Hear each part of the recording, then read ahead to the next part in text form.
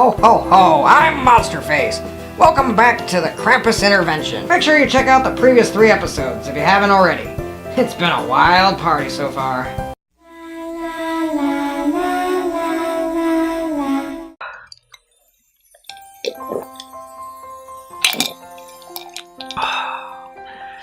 That ain't strong enough.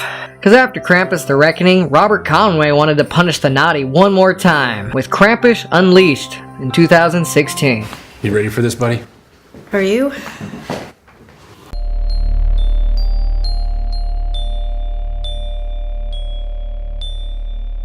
Back in 1898, some German buried a summoning stone out in the Arizona desert because it was a Krampus summoning stone and he was trying to hide it. Well, later at some point, fortune hunters dig it up and hey, they're attacked by you, Krampus. Krampus, you're no longer CGI, thankfully, and not great, but compared to the last 3 movies we've discussed, this is where you look your best. And hey, in this movie somewhere in Arizona, rednecks are looking for you, but they think you're Bigfoot.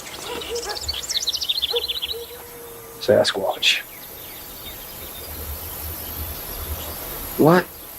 I mean, it's an odd plot, but I guess when you're filming in Arizona and you want to write a Krampus movie, things are bound to go that way. Nearby, some families are gathering together, you know, for Christmas. And look, they're watching the Krampus Reckoning movie. Sucks for them. Can you read it to me? Yeah. 'Tis the season for gross commercialization. And the season for some self-promotion, eh, Mr. Conway?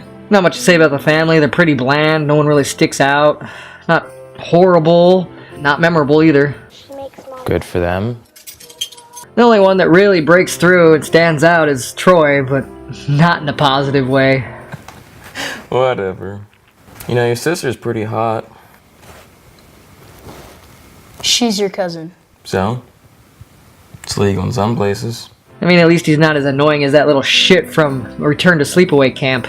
But he's still pretty bad. While panning for gold, an odd Christmas tradition, but hey, who am I to judge? The family meets their neighbor Bonnie. But Troy, being a creep, scares her away. How are you doing? I'm good. Good going, dipshit. They then find the summoning stone. Really? Just sitting out there, out in the open by the creek? It's been there for a long time, just sitting there. By itself, no one found it. Alright. Well, I guess it's about time someone did. Meanwhile, Bonnie gets to jump on her boy or boyfriend, and she apparently has to deal with her stalker ex, who's also a cop. You're doing background checks on my new boyfriend. Do you have any idea how creepy that is? Hey, look, I'm just looking out for you. Little good either of them are gonna do her in this film. However, none of this stops Bonnie from showing off the goods. Merry Christmas to you. 2 of the main highlights of this whole fucking film. While we get a quick flash, the summoning stone does some flashing of its own, so Krampus shows up and goes on a murderous rampage. That's actually pretty cool. I mean, the deaths are low budget, but they're entertaining, they're gory as fuck, and good. A bit cheesy. And I love how Krampus really tears through the people like they're paper mache. It's kinda like watching a Guar stage show. I fucking enjoy it, actually. He gives no mercy to the elderly or the young. Krampus, I mean, you're just a big violent animal in this film. It's quite entertaining. Though that entertainment comes to a halt with the second worst car crash I've ever seen in a horror movie. The first being The Devil Inside. Ugh, fuck that movie and its fucking ending. But that movie is its own fucking awful story. We'll get to that somewhere down the road. Right now, we gotta focus on you, Krampus. Bonnie and the brats, who are no longer brokenhearted about their parents' gruesome deaths that they witnessed firsthand. Dad? Mom? Bob? Are now just bored to tears by some old fart who pukes expedition all over them. He apparently was one of the fortune hunters in the beginning of the movie. He survived the Krampus attack, but based on how old he looks and the clothes that they were wearing, I don't know if the numbers would really add up, but fuck it. Far from this movie's biggest problem. Conveniently to the characters, this old man has... Well, I've studied Krampus all my life, and I know that the only way to stop him after he's awoken is to send him back to the depths of hell. Anyways, they hightail it out of there and Krampus chases him down a mine shaft. Some old man sacrifices himself. I don't know if it's heroically or he just wanted to get the hell out of this movie as fast as possible, but he takes Krampus out with him, leaving them buried underneath the earth because, you know, that's important, while the rest of them run out of the mine shaft. Granted, they just ran down there and it was dark. Now that they're out, it's daylight. Alright, whatever. I guess more time passed than the movie let on. Dan shows up, and wow, yeah, like I said, he was a real big help in this fucking movie. Darker and creepy, and I guess he was just there to pad the runtime for this movie. That's the end of this fucking film. Wait, Troy lives?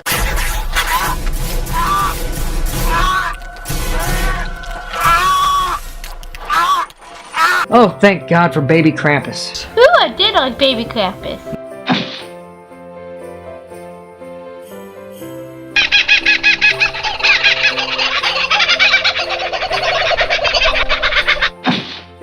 I love a lot of low-budget films, but these ones lack charm and personality and just everything that you need to be a good low-budget film. I mean, this last one wasn't that bad, but I can't recommend it to the mainstream audience by any ways. It's a skip it for most people. However, if you're obsessed with Krampus and you are desperate for his films, I'd say this is about as low as the barrel as you should reach in. You don't want to go any farther down the rabbit hole, but you might find this one to be mildly and enjoyable. Krampus, buddy, I mean, maybe you should do another foreign film. I mean, yeah, I know in rare exports you were just a frozen block of ice, but hey, at least that movie was good. Seriously, like, this ruined our holidays. After watching these 4 films, I could really use a fucking another drink right now. But why don't you try what I'm having then? I don't know, what's in it? It's the Virgin Bloody Mary. Pass. What I really need is some shots. Jeez, suit yourself. I think needles are painful. How does a skeleton drink anyways? He's standing in a puddle of tomato juice. Oops. Well, we're gonna take a short break while I look for a map.